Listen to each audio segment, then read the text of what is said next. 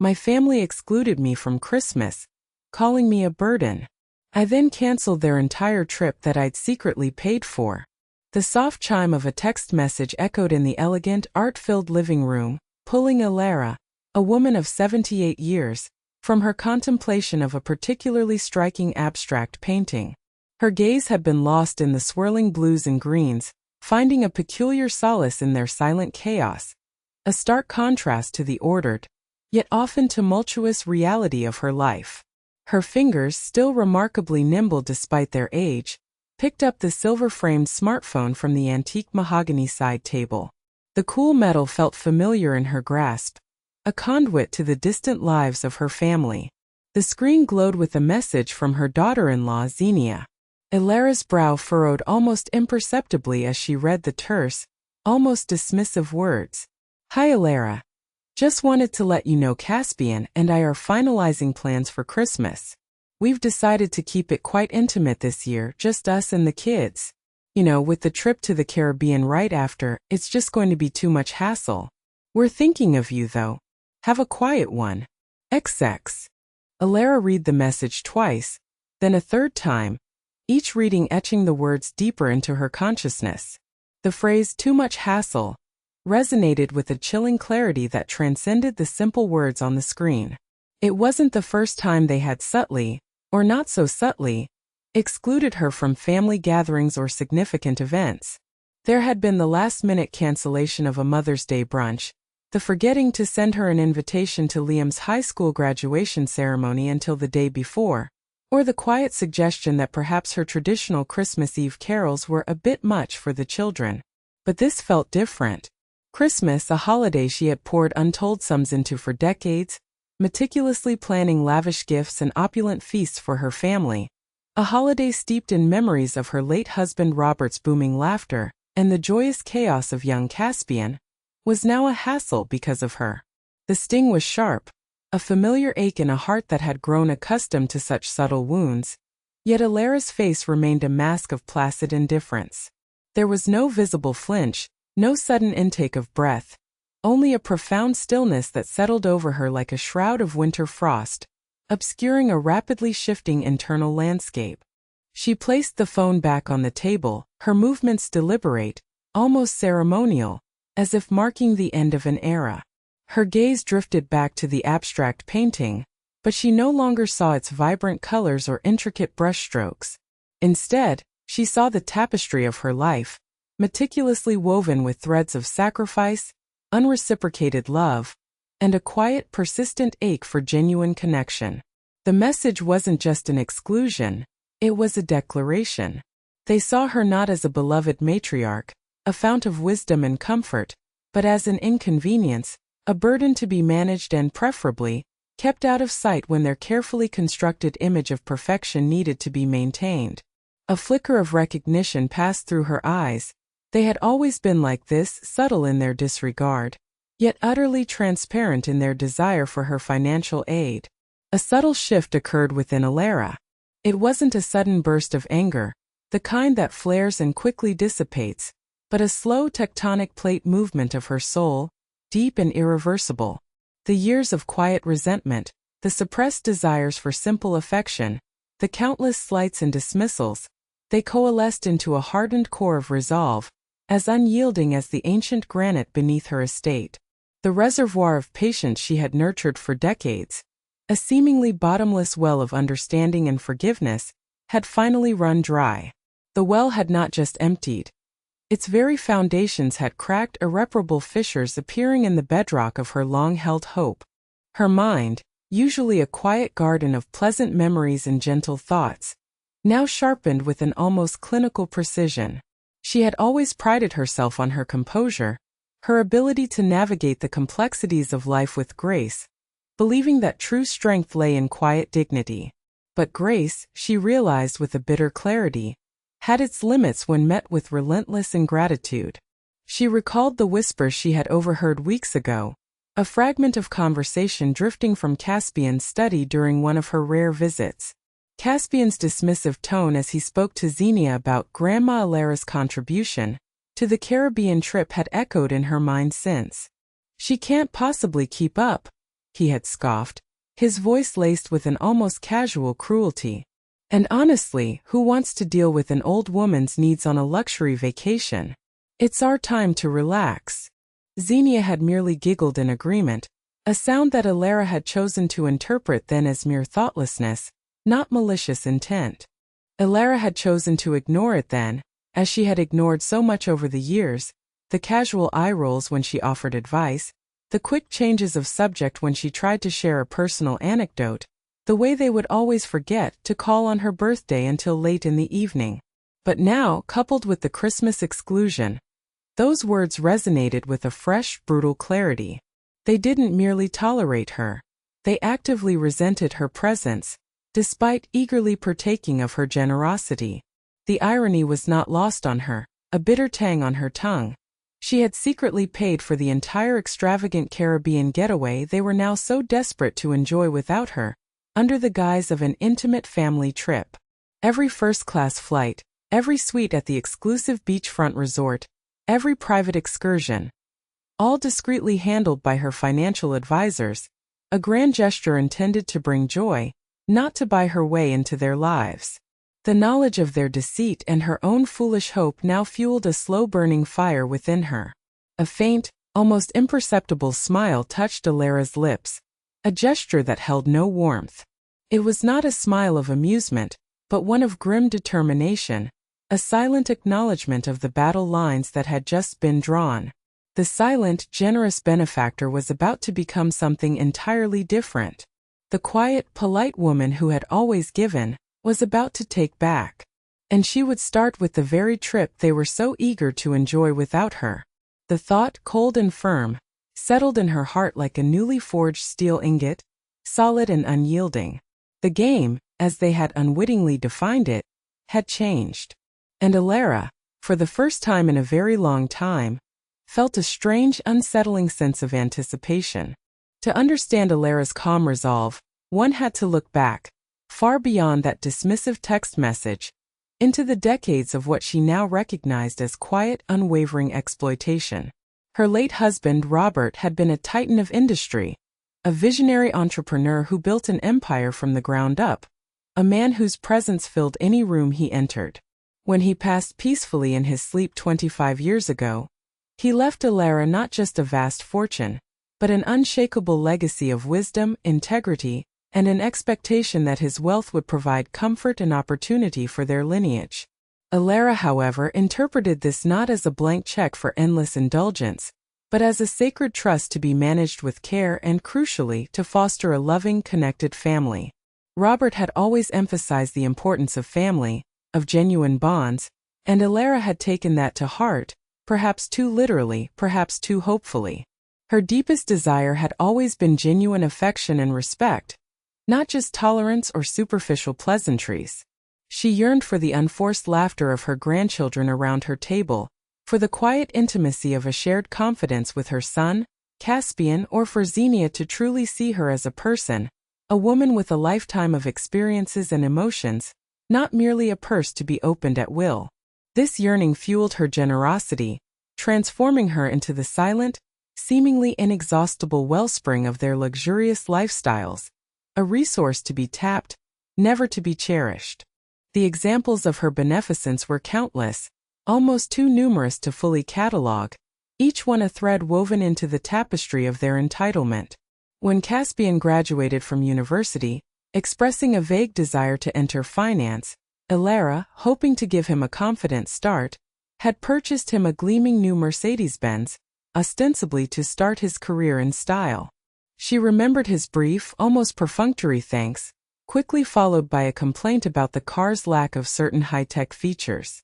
Years later, she provided the substantial down payment for the sprawling suburban mansion Xenia so ostentatiously redecorated every other year, tearing out perfectly good fixtures and replacing them with the latest trends, and then discreetly covered a significant portion of their monthly mortgage payments when their own investments inevitably underperformed. The grandchildren, Liam and Olivia, had attended the most prestigious private schools since kindergarten, their hefty annual tuition fees, ranging from $40,000 to $60,000 per child per year, always paid punctually by Alara, a fact they barely acknowledged, let alone appreciated. She had funded Liam's gap year backpacking through Europe, an adventure he chronicled meticulously on social media, never once tagging or mentioning his generous benefactor, and Olivia's elite equestrian lessons, complete with a prize-winning show horse she had bought her, a creature of beauty and expense that Olivia treated with more affection than she ever showed her grandmother. Their closets were filled with designer clothes, their wrists adorned with expensive watches, all gifts from Grandma Alara, often requested with a casualness that bordered on demand. She had quietly paid for Xenia's annual Botox and filler treatments, her designer handbags that cost more than some people's annual salaries, and Caspian's golf club memberships at the most exclusive courses, memberships that he would sometimes offer to her, only to then forget to arrange the visit. When Xenia decided their current vacation home was too small for their expanding social circle, Alara had quietly purchased a larger, beachfront villa in Malibu, only for them to treat it as an extension of their own property, rarely inviting her to stay, and certainly never offering to help with its considerable upkeep. Lavish international trips were a staple of their lives, always orchestrated and funded by Alara, always with the faint hope that shared experiences might bridge the growing chasm between them. There had been the 2-week safari in Tanzania, complete with private guides and luxury lodges, where Caspian complained about the heat and Xenia about the lack of Wi-Fi, the ski trip to Verbier where they stayed in a chalet costing $5,000 a night, from which they sent her a single, blurry photo of a snow-capped mountain, the culinary tour through Italy, staying in palatial villas, where Xenia critiqued the authenticity of the local pasta, and countless cruises through the Mediterranean and Caribbean, always in the most expensive suites. Alara would often offer to join, expressing a genuine desire to share these moments, only to be met with polite but firm excuses, each one a subtle stab to her heart. "Oh, Grandma, it's a bit too much walking for you," or "the altitude might be tough for you," or the most common, delivered with a saccharine smile, "We just want some quality time as a nuclear family, you know, just us." Each rejection was a quiet wound, yet she continued to fund their adventures, hoping her generosity would eventually melt their icy indifference, that they would finally see her as more than a walking ATM. But it never did. Instead, her children and grandchildren had grown deeply entitled, viewing Alara not as a beloved mother or grandmother, but purely as an inexhaustible financial resource, a golden goose to be plucked at will. Caspian, a man whose self-absorption bordered on pathological, had perfected the art of subtle demand, his calls to Alara almost always ending with a casual mention of some new urgent expense or investment opportunity that, remarkably, always required a significant infusion of her capital. He rarely inquired about her health, her day, or her feelings, unless it was a precursor to a request for money. She remembered once, feeling particularly unwell, she had mentioned it to Caspian, only for him to quickly pivot to the rising cost of Liam's college applications. Xenia, aggressively materialistic and utterly obsessed with social status, was even worse, her disdain often thinly veiled. She would often belittle Alara's old-fashioned clothes or her preference for quiet evenings at home, her eyes scanning Alara's classic ensembles with a look of barely concealed pity. "Oh, Alara, are you wearing that again?" she would once remark, eyeing Alara's perfectly tailored but classic wool suit with disdain. "Don't you want to try something a bit more modern? I can send you a link to my stylist. You really should update your look." Xenia frequently used Alara's generosity as a tool for social climbing, boasting to her friends about Caspian's mother's generous contributions to their lifestyle, always careful to imply the money was a natural flow from their own successful ventures rather than a direct gift from a woman they barely tolerated. The deliberate exclusion became a pattern, a quiet, insidious form of psychological torture that chipped away at Alara's spirit. Family dinners were often rescheduled last minute if Alara was invited, or she would arrive to find the conversation already in full swing, turning to topics she knew nothing about, leaving her feeling like an awkward guest in her own family's lives, an anachronism in their modern, self-absorbed world. She remembered a particularly painful Thanksgiving 2 years prior. She had arrived with a carefully prepared dish, her mother's famous cranberry sauce, only to find the dining table already set, but with one less place setting. Caspian had awkwardly mumbled, "Oh, Grandma, we thought you might prefer to eat earlier, with your schedule. We didn't want you to feel overwhelmed by all the chatter." She had eaten alone in the breakfast nook, her plate of food growing cold, listening to the boisterous laughter from the dining room, the clinking of glasses, the lively chatter that excluded her entirely. Later, she saw the photos on Xenia's social media. A picture-perfect family, all smiles with no sign of Alara, as if she had never been there. The pain of that memory still pricked her heart. They dismissed her feelings with a casual wave of the hand, her opinions as quaint or outdated. "Oh, Alara, you just don't understand how things work these days," Caspian would say, cutting her off mid-sentence, his tone condescending. Her attempts to share stories from her youth or insights from her extensive travels were met with glazed eyes and quick changes of subject, often to discussions about their latest expensive purchase or social event. She was an inconvenience, an anachronism, a necessary evil for their lavish existence. Yet Alara continued to give. Not out of foolishness, but out of a desperate, lingering hope that one day, they would truly see her. That the love she poured out, disguised as financial support, would finally be reciprocated. That a single genuine thank you, a spontaneous hug, a shared quiet moment would finally come. She dreamed of a quiet evening where Caspian would genuinely ask for her advice on something meaningful, or Xenia would share a secret burden with her, or a grandchild would spontaneously hug her, simply because they loved her, not because it was Christmas or their birthday and a gift was expected. But those moments never came. Instead, the well of her patience was slowly, irrevocably poisoned by their constant demands and their chilling indifference. The Christmas text was not the first drop, but the final overflowing cascade that shattered the dam, washing away the last vestiges of her hope. The time for silent suffering was over. The morning after the dismissive Christmas text, Alara rose with the sun, a rare and invigorating sensation of clarity washing over her, like the first crisp breath of a winter morning. The usual melancholic weight that often accompanied her mornings had lifted, replaced by a steely resolve that felt surprisingly liberating, a sense of purpose she hadn't felt in decades. She dressed in a crisp navy pantsuit, the fabric falling perfectly, her pearl necklace a quiet statement of dignity, and meticulously applied a touch of her favorite soft rose lipstick. This was not a day for quiet contemplation. It was a day for decisive action, for reclaiming her life. Her first call was to Mr. Davies, her long-standing financial advisor, whose voice, typically jovial, held a note of surprise at her early morning call. "Alara, my dear, to what do I owe the pleasure of this early bird conversation?" He chuckled, clearly still easing into his day.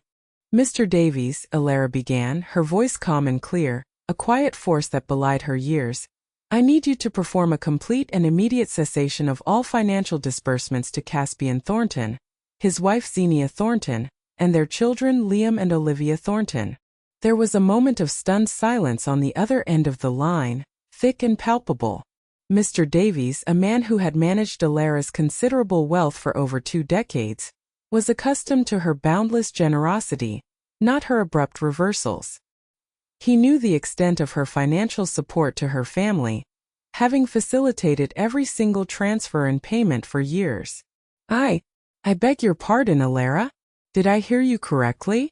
All disbursements? This is quite unprecedented." "Every last one, Mr. Davies," Alara affirmed, her voice unwavering, a note of finality in each syllable. "Effective immediately. This includes but is not limited to all direct transfers, all automatic bill payments for their properties, the suburban mansion, the Malibu villa, any other residences, all car lease payments, all credit card bills under my guaranteed accounts, and most crucially, the full cancellation of the upcoming Caribbean trip you so meticulously arranged for them." Mr. Davies, a seasoned professional, quickly regained his composure, though Alara could sense his underlying astonishment, perhaps even a hint of admiration. "Madam, this is a significant change. Are you quite certain?" The Caribbean trip in particular was quite an investment, fully paid for as you instructed. I am entirely certain, Mr. Davies. Contact the resort, the airlines, the private excursion companies. Cancel everything. Any penalties incurred are to be deducted from the funds previously allocated to them, if possible. If not, they are to be settled from my primary account. Furthermore, she continued, her gaze fixed on the antique grandfather clock in the corner, its steady tick a rhythmic accompaniment to her newfound resolve. I want all automatic tuition payments for Liam and Olivia at Oakwood Academy immediately halted. They will need to make their own arrangements for their education going forward. And please, ensure no further payments for their various hobbies and extracurriculars are processed either. Understood, Alara. This will certainly cause quite a stir. May I ask what prompted this decision?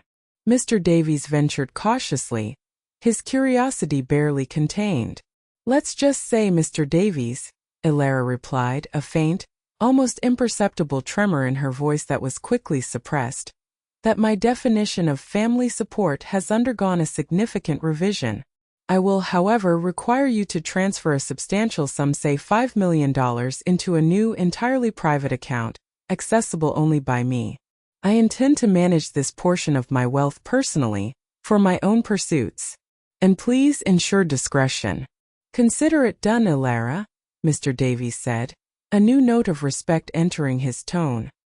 He knew better than to argue with Alara when her mind was made up. Her quiet demeanor often masked an iron will. I will action all of this today. You will receive confirmations shortly. Her next call was to Ms. Chun, her sharp-witted lawyer, who handled the more intricate legal aspects of her estate and various trusts. The instructions were similar, albeit focused on legal documents, power of attorney for certain family assets, and the formal revocation of any financial authorizations she had ever granted to Caspian or Xenia. Ms. Chun, accustomed to the legal complexities of the wealthy and their occasional dramatic family disputes, processed Alara's demands with a keen professional interest. Alara, this is a sweeping change. Are you prepared for the fallout? Your son and daughter-in-law will undoubtedly react strongly. They have grown quite accustomed to their arrangements.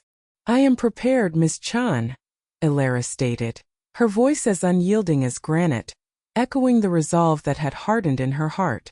I have been prepared for decades, though I didn't realize it until now. Ensure everything is legally airtight. I want no room for maneuver, no loopholes for them to exploit. As the morning progressed, the first ripples of Alara's decisive action began to reach Caspian and Xenia, initially as minor annoyances, then growing into unsettling anomalies. The first minor panic hit Xenia around midday. She was at her favorite high-end boutique, admiring a diamond-encrusted bracelet she simply had to have for the upcoming Caribbean trip, mentally already picturing herself wearing it on the beach. When she handed over the black card, which she knew was linked to one of Alara's accounts, the sales assistant, a young woman with a polite but firm demeanor, returned it with a quiet, "I'm so sorry, ma'am, this card has been declined." Xenia scoffed, her face tightening with annoyance. "That's impossible. Try it again. It must be a system error." The second attempt yielded the same result. Her face flushed with annoyance and a flicker of fear. "There must be some mistake," she muttered, grabbing a different card, one of their own, which predictably also declined. She left the boutique in a huff, muttering about incompetent staff and technical issues, pushing the nagging doubt to the back of her mind. Later that afternoon, Caspian received a terse email from the finance department of Oakwood Academy. It stated with polite formality that Liam and Olivia's tuition for the upcoming term was now overdue, and unless payment was received by the end of the week, their enrollment would be suspended. Caspian stared at the email, baffled. Alara always handled tuition. It was one of the things he never had to think about. He dismissed it as an administrative error, perhaps a glitch in the autopay system, assuming Alara would rectify it as usual. He'd call her later, once he finished his golf game. The following morning brought more unsettling news. Caspian's gleaming luxury sedan, a new model he had acquired just 6 months prior, failed to start in the driveway. He called the dealership, only to be informed that the lease payment had not been received for 2 consecutive months, and a repossession order was being processed. "This is outrageous," Caspian bellowed into the phone, his face turning red. "My mother handles all my finances. There must be a mistake. You can't just take my car." But the dealership was unyielding, simply repeating their policy. He slammed the phone down, still convinced it was a clerical error, but a cold knot of anxiety began to form in his stomach. As the day wore on, the small, unsettling incidents escalated, each one a nail in the coffin of their financial comfort. Xenia discovered her monthly membership to her exclusive country club, where she spent most of her afternoons, had been revoked due to non-payment. Bills for their lavish suburban mansion, the landscapers, the pool maintenance, the property taxes, started arriving with ominous red, overdue stamps, their once immaculate mail pile now a harbinger of doom. The once invisible financial safety net that had cradled their lives had not just frayed. It had vanished, leaving them suspended precariously over an abyss.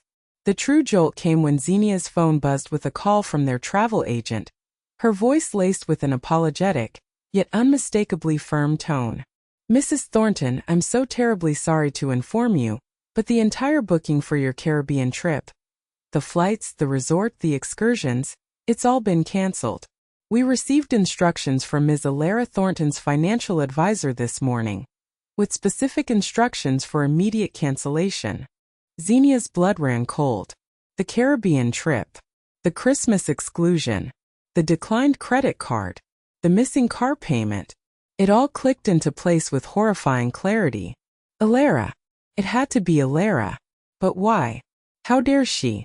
Xenia's face contorted in a mixture of disbelief, fury, and a dawning sickening panic. She frantically called Caspian, her voice a shrill cry. "It's Alara. She's done something. Everything's being cancelled. The trip. My credit card. Our cars. She's gone mad. She's ruining us." Her voice was a hysterical shriek that echoed the growing dread in Caspian's own heart as he listened. The muscled hands that had so confidently managed imaginary investments now trembled. The stage was set for the inevitable confrontation, a confrontation Alara had calmly prepared for. The following morning, Caspian and Xenia, their faces contorted with a mixture of disbelief and frantic rage, descended upon Alara's stately home like a storm. Xenia's perfectly coiffed hair was slightly askew, her designer dress rumpled from the hurried, angry drive. Caspian, usually impeccably dressed, wore a rumpled shirt, his jaw clenched, his eyes burning with a desperate fury that bordered on unhinged. They bypassed the doorbell, pounding on the heavy oak door with a frantic urgency that echoed through the quiet, dignified house, a stark contrast to its usual serene atmosphere. Alara, seated in her living room, calmly sipping a cup of chamomile tea, heard their arrival. She had anticipated it, the timing almost precisely as she had predicted. She did not rush. Instead, she took another slow sip, letting the warmth of the tea soothe her, placed the cup precisely on its saucer, and then rose with an unhurried grace that belied the storm brewing outside her door.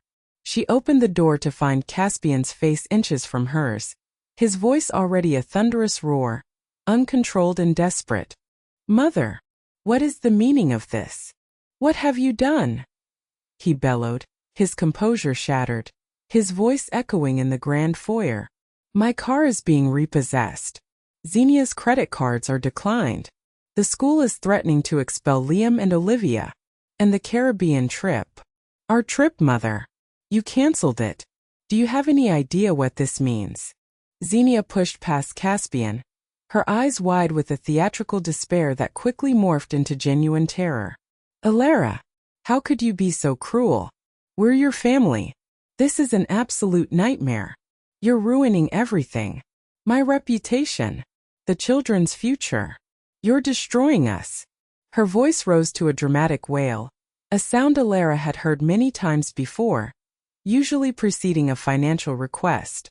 Alara stepped back, her gaze sweeping over them, taking in their disarray, their shock, her expression unreadable. a serene mask. "Please do come in," she said, her voice surprisingly soft, yet imbued with an unnerving stillness that cut through their frantic accusations, like a surgeon's scalpel. "There's no need to make a spectacle for the neighbors." They stumbled into the living room, their anger warring with a desperate need for answers, their eyes darting around the familiar, opulent space, suddenly seeing it with a new, unsettling clarity. "What is going on, Mother?" Caspian demanded, running a hand through his disheveled hair, his voice now a little lower, a little more pleading. "Are you ill? Are you losing your mind? This isn't like you. You've always been so understanding." Alara settled into her favorite armchair, a plush velvet piece that had witnessed countless family gatherings, her hands folded calmly in her lap, her posture radiating an almost regal composure. "No, Caspian," she stated, her voice quiet but resonant, each word carrying the weight of years of unspoken truths. "This is exactly like me. This is the real me finally. For decades I have been the silent provider, the benevolent bank, the endlessly open purse. And for decades you have taken and taken and taken with nothing but disdain, entitlement, and casual dismissal in return." Caspian scoffed, a nervous habit. "Disdain? Mother, we appreciate everything you've done. We're grateful. You've provided us with such a wonderful life. But this is madness. You can't just cut us off. We rely on you. We depend on you." "Rely?"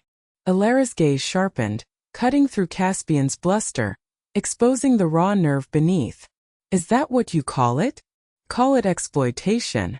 I call it emotional neglect. I call it a systematic dismantling of my hopes for a genuine connection with my own family.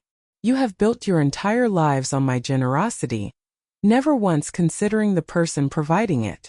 Xenia interjected, her voice dripping with false concern, clutching her chest for dramatic effect. "Alara, are you feeling well? Perhaps you need to see a doctor. This kind of talk is very unlike you. We love you. Of course we appreciate you.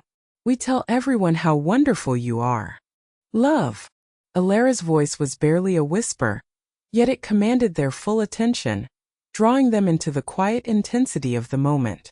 "Where was your love, Xenia, when you openly mocked my clothes to your socialite friends, calling them vintage with a sneer? Where was your appreciation when you neglected to mention me in any of your lavish social media posts, despite my funds paying for the very events you boasted about? Where was your love, Caspian, when you canceled on our planned lunches last minute, repeatedly using flimsy excuses, only to call me later with another urgent financial demand? Where was your appreciation when you dismissed my opinions, my feelings, my very presence, as an inconvenience, a nuisance?" Caspian tried to interrupt. "Mother, that's unfair. We're busy people. We have our own lives. We can't always drop everything for you." "And I," Alara countered, her voice gaining a quiet, formidable power, "have been living a life of quiet desperation, hoping that if I gave enough, bought enough, funded enough, I might finally buy a shred of genuine affection, a real connection. I showered you with high-end cars," she continued, her gaze fixed on Caspian, "like the gleaming Porsche you drove straight off the lot, only to complain about its fuel efficiency months later, demanding I cover the increased gas costs. I paid for your sprawling suburban mansion, Caspian, and for every opulent renovation Xenia demanded, every custom-built kitchen, every designer bathroom, only for you to treat me as an unwanted guest in a home my money secured. I paid for your private school tuitions," she said, her eyes now locking with Xenia's, "for Liam and Olivia at Oakwood Academy, year after year, hoping it would provide them with opportunities and perhaps a sense of gratitude that never materialized. They never even bothered to send me a thank you note for their lavish birthdays." She paused, allowing the weight of her words to settle, to truly sink into their now pale faces. "I funded your lavish international trips, the Tanzanian safari, the Verbier ski chalet, the Italian culinary tour, countless cruises. Each time I hoped that perhaps, just perhaps, you would invite me with genuine warmth, not out of obligation, that you might truly want me there. Each time I was met with excuses, dismissals, and the clear implication that my age, my presence was a burden, a hindrance to your enjoyment. And then there was the Caribbean trip. Her voice dropped, laden with an almost unbearable irony, a cold, sharp edge. The trip you so eagerly planned for yourselves and the grandchildren, the trip you explicitly excluded me from, calling me a burden and too much trouble to include. The trip I had secretly completely paid for down to every last luxurious detail. You wanted to escape my presence, even as you squandered my money. Caspian and Xenia stared at her, their faces paling, their eyes wide with a dawning, sickening realization. The trips, the cars, the houses, it was all her. Not just partially but entirely. The depth of her generosity, and their own unmitigated entitlement, was laid bare. And now she knew. You paid for the Caribbean trip? Xenia whispered, her previous outrage replaced by a dawning horror, her voice barely audible. Every single cent, Xenia, Alara confirmed, a quiet satisfaction in her voice. Every first-class seat, every suite at the exclusive beachfront resort, every private excursion. It was a gesture of love, one last desperate attempt to bring joy to my family, even if I couldn't be there myself. A gesture you then threw back in my face with your callous exclusion. That, my dear children, was the final straw. The well has run dry. The bank is closed. Permanently. Caspian, recovering slightly, his mind scrambling for a new angle, tried a different tactic. Mother, you can't be serious. This is emotional blackmail. You can't just cut off your own son. What about family loyalty? What about all the years? All the sacrifices you made for us? Family loyalty? Alara's gaze was piercing, unwavering. Where was your loyalty when you left me to eat alone on Thanksgiving, while you posted smiling family photos without me? Images that painted a perfect picture of a family that didn't include its matriarch. Where was your loyalty when you discussed my finances as if they were your birthright, openly complaining about what you deserved from my estate, even while I was still very much alive? Loyalty, Caspian, is a two-way street, and mine has been consistently, brutally unreciprocated, met only with disdain and greed. Xenia, now genuinely desperate, her theatrical facade crumbling, dropped to her knees, clutching Alara's arm, her perfectly manicured nails digging slightly into Alara's sleeve. Alara, please. Think of the children. Liam and Olivia. They'll be pulled out of Oakwood. Their lives will be ruined. Please don't do this to them. They love you. They really do. Her voice was a theatrical sob, but there was a genuine tremor of fear beneath it. Alara gently but firmly removed Xenia's hand from her arm, her touch cool and resolute. They love the lifestyle my money provided, Xenia, not me. And it is high time they learned that luxuries are earned, not simply inherited. Their lives will not be ruined. They will merely learn to stand on their own 2 feet, a lesson you both conspicuously avoided teaching them. They will learn the value of hard work, something you both seem to have forgotten. She rose from her chair, her posture regal and unwavering, the very embodiment of quiet power. My decision is final. All financial support has been terminated. All assets I previously provided or maintained are now either under my sole control or in the process of being repossessed. The Caribbean trip is cancelled. There will be no reversal. This is not a negotiation. This is a declaration. I am no longer your source of endless wealth. Caspian and Xenia stood frozen, their earlier bluster completely gone, the magnitude of her words, the chilling finality in her tone, finally sinking in, washing over them like a cold wave. Their feigned concern, their desperate pleas, their attempts at manipulation, all shattered against the impenetrable wall of Alara's resolve. They looked at her not as the frail, aging mother they had taken for granted, the quiet woman who always acquiesced, but as a formidable, unyielding force they had never suspected existed. The woman they had dismissed as a hassle was now the architect of their downfall. The silence in the room stretched, heavy with the weight of shattered expectations and a lifetime of unacknowledged grievances. They had come to manipulate, to coerce, but they were met with an iron will they never knew existed. They were finally seeing Alara, truly seeing her for the first time. And what they saw was a woman utterly, irrevocably done. Caspian and Xenia stumbled out of Alara's house, their faces pale, their earlier rage replaced by a terrifying dread that gnawed at their insides. The heavy oak door closed behind them with a quiet click, a sound that seemed to echo the finality of Alara's words, sealing their fate. The morning sun, previously bright and cheerful, now seemed to mock their despair, casting long, accusing shadows. They climbed into their second, less ostentatious, but still luxury vehicle, one that Alara had paid for and would soon be gone, in a stunned silence that was more chilling than any argument. Xenia, usually so composed and meticulous about her appearance, began to hyperventilate, her breath coming in short, ragged gasps. "She's gone insane," Xenia gasped, clutching her chest, her eyes wide and unfocused. "Completely insane. She can't do this to us. We'll lose everything.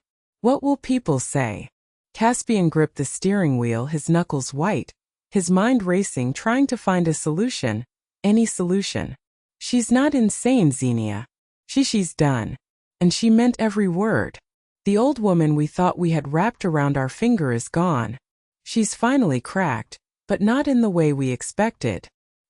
He felt a cold sweat break out on his forehead as the full implications of Alara's actions began to sink in, like a slow-acting poison. Their entire lives, their carefully constructed facade of success and prosperity, their social standing, their very identity, rested on Alara's fortune. And now that foundation had been yanked out from under them, leaving them to fall. The fallout was swift and brutal, a cascade of consequences that left them reeling. Within hours, calls began flooding their phones, each one a new blow. The bank called to inform them that the mortgage payments on their sprawling suburban mansion had been missed for 2 consecutive months, triggering foreclosure proceedings. A lien would be placed on the property within the week, and they had just 30 days to vacate. Then came the notice for Caspian's luxury sedan. It was repossessed from their driveway by a tow truck before sunset, leaving him fuming and helpless, forced to call a taxi.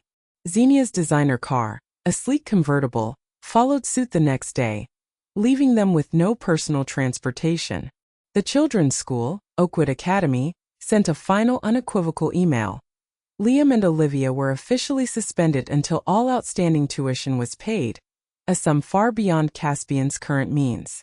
Their academic careers, so meticulously cultivated by Alara's funds, hung by a thread, threatening to unravel completely. The children, pampered and oblivious, erupted in tearful protests when the news reached them.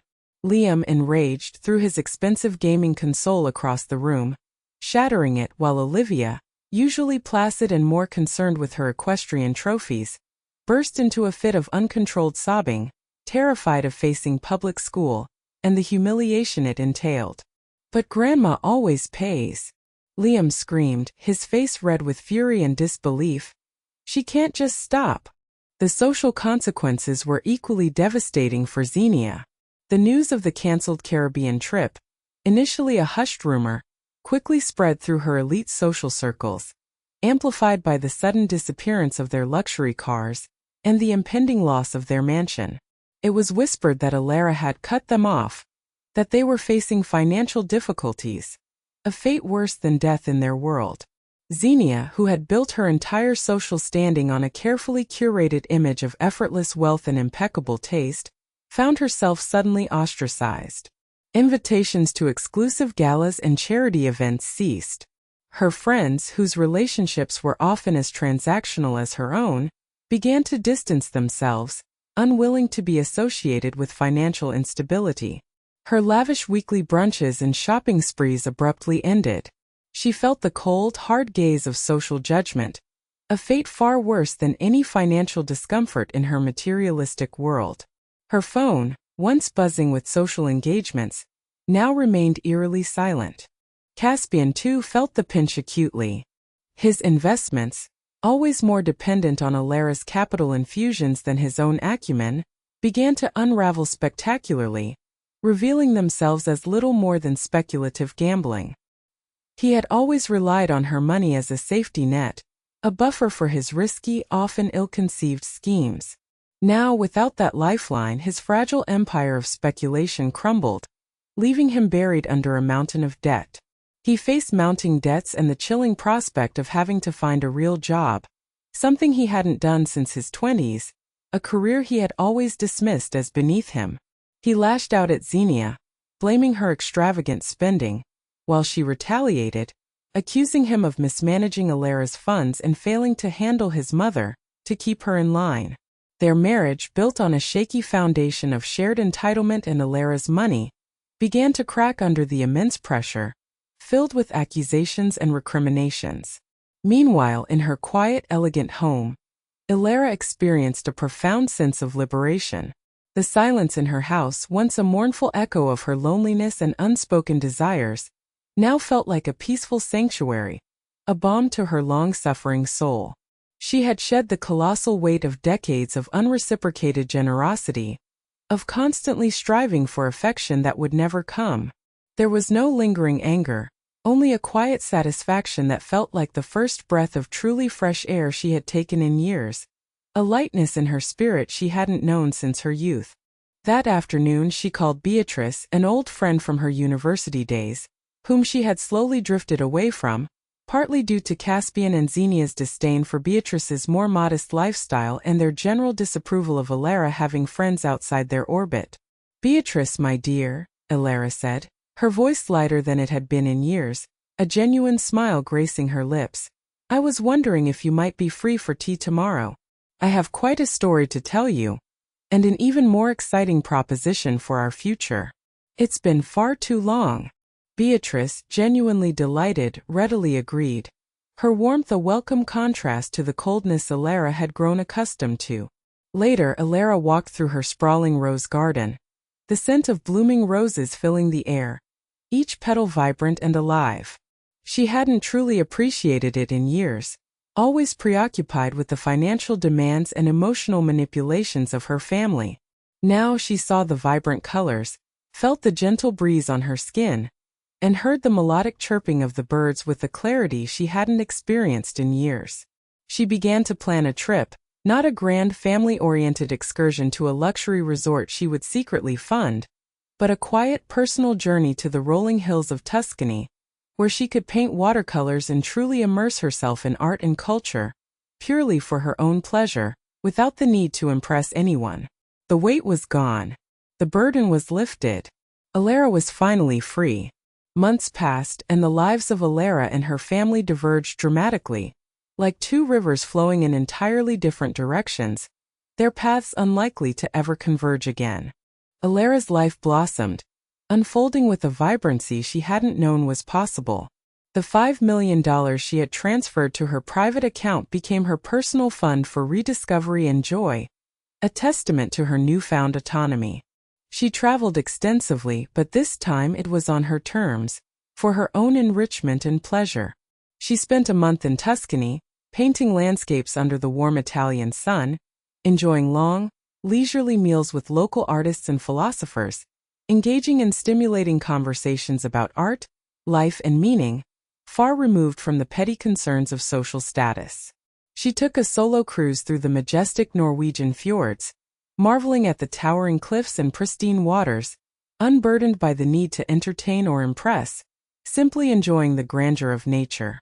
She enrolled in advanced art history classes at a local university, stimulating her mind and forging new friendships with people who shared her intellectual curiosity, not her bank balance. Her home, once a beautiful but lonely sanctuary, now hummed with a quiet, vibrant energy. She hosted small, intimate dinners for Beatrice and other newfound friends, where laughter and genuine conversation flowed freely, where she felt truly seen and appreciated. She supported local charities that resonated with her values, pouring her resources into causes that truly made a difference in the world, rather than simply propping up a lavish, ungrateful lifestyle. She rediscovered a passion for classical music, attending concerts and operas, often alone, but never feeling lonely, finding profound beauty in the melodies.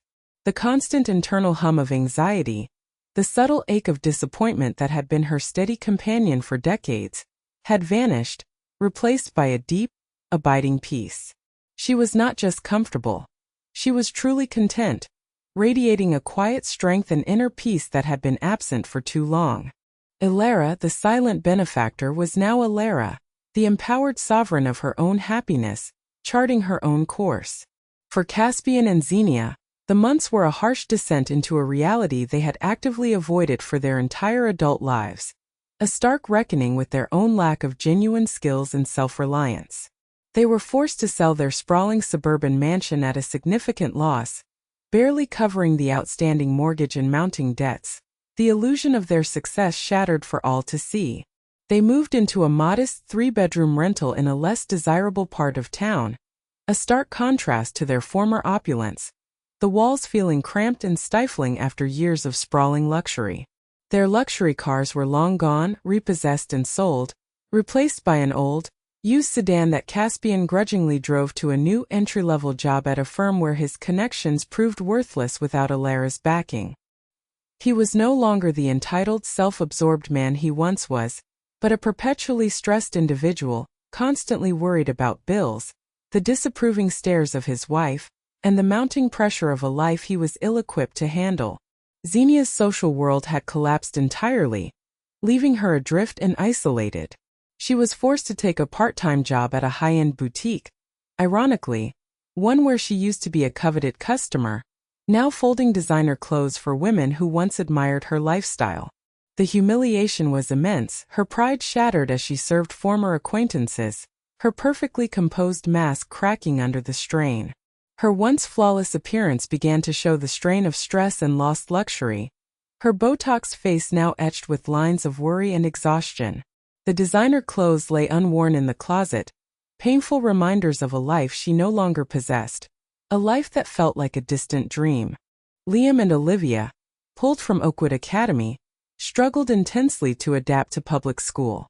The change was traumatic for them, stripped of their privileged bubble and forced to confront the realities of a different social hierarchy, where money didn't buy popularity or an easy path. Their once close, albeit superficial, friendships dissolved as their social status plummeted. They blamed their parents and often in their childish anger even blamed Elara, though they never dared to voice it to her directly. The family dynamic was strained, marked by bitter arguments over money, blame and lost status, their once harmonious if shallow relationships now rife with resentment. They were learning, through the hardest possible lessons, the true cost of their parents' entitlement and their own unearned privilege. They were forced to confront their own capabilities or lack thereof, and to build a life not on inherited wealth, but on their own efforts, a painful but necessary journey. Elara never gloated, never contacted them, and never answered their desperate, sporadic calls for help or reconciliation, which invariably started with feigned concern and quickly dissolved into demands for money or pleas for a return to the old ways. She had made her peace. She realized that while her wealth could buy things, it could not buy love, respect, or genuine affection. It could not buy her a family who truly valued her for who she was, not for what she possessed. The greatest act of love she could perform, she discovered, was not for them but for herself. She had finally understood that her worth was not tied to her ability to provide financially for others, but to her inherent dignity and self-respect. She had spent a lifetime trying to cultivate a loving family through material means, only to discover that true connection blossomed from mutual respect, empathy, and genuine care, not from bank accounts. Her final act of love was to sever the ties that bound her to a parasitic relationship, freeing herself to live a life of authentic joy and purpose, a life truly her own. The story of Elara's journey from quiet suffering to powerful liberation is just one of many tales of justice and life lessons we share on this channel. If you were moved by Elara's strength and resilience, be sure to explore our other videos where individuals reclaim their power and find true freedom. Don't miss out on more inspiring stories like this one. Make sure to subscribe to our channel and hit that notification bell, so you're always updated when we release a new video. And now we want to hear from you. Have you ever faced similar ingratitude or disrespect from someone you've helped significantly? Or perhaps you've had to make a difficult decision to prioritize your own well-being over someone else's expectations. Share your experiences and what you would have done in Alara's shoes in the comments below. Your insights and stories are incredibly valuable to our community.